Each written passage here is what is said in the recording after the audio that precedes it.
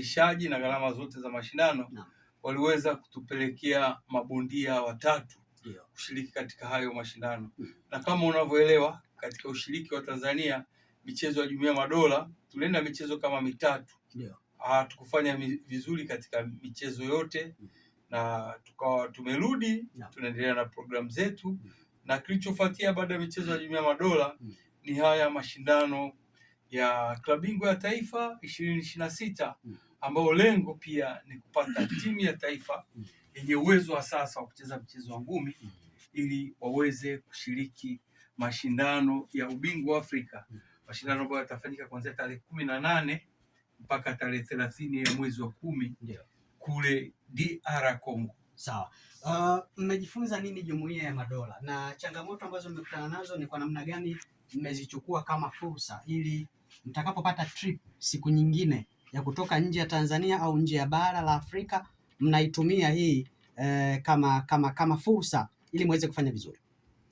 Kwa kweli changamoto zipo nyingi, hasa kwa nchi zetu za Kiafrika, kwa sababu kweli ukiangalia hasa kwa mchezo wa ngumi ambao nilikuwa nimeufuatilia sana kwenye michezo ya Jumuiya ya Madola, nchi zote za Afrika zikufanya vizuri sana kwenye haya mashindano. Ni baadhi ya nchi chache ambazo zimepata medali za Afrika, lakini zizo nyingi hazikupata chochote katika haya mashindano.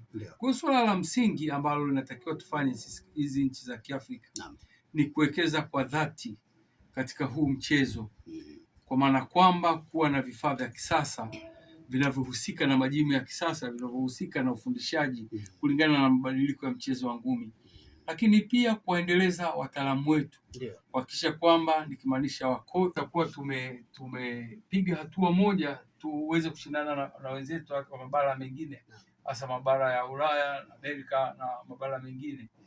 Na kimsingi ni kuwekeza ipasavyo katika mchezo. Kwa kweli kuna nchi ambazo zimewekeza katika mchezo na wamewekeza kwa hali na mali, kwa maana kwamba kama hivyo nilivyokueleza, kuendeleza wataalamu wake, kutafuta vifaa vya kisasa vya ufundishaji, kubuni mbinu mbalimbali ambazo zinaendana na vifaa vya kisasa, lakini pia na kuwekeza kwa rasilimali pesa kwa wale ambao, kwa maana kwamba wataalamu na hao wachezaji, kwa maana kwamba wanakwenda kucheza wakiwa na morali au na hali ya juu sana, ambayo inapelekea wanapata ushindi. Na wengine wanafanya kama mazoezi ni sehemu ya kazi. Kwa wale ambao wamechagua kufanya mchezo wa ngumi, inakuwa kama ni sehemu ya kazi. Kwa hiyo mapato yao yote yanapatikana kutoka katika ngumi.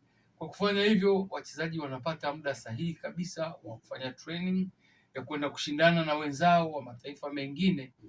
Na nadhani nayo ni moja ya sababu kubwa inayofanya nchi za wenzetu, hasa nchi za Ulaya na Amerika, wanakuwa wanafanya vizuri sana katika mashindano mbalimbali ya kimataifa. Kikubwa ni kuwa serious na uwekezaji ambao wameona una manufaa kwa wachezaji ambao wanakuwa wanajiandaa katika kushiriki mashindano ya kimataifa.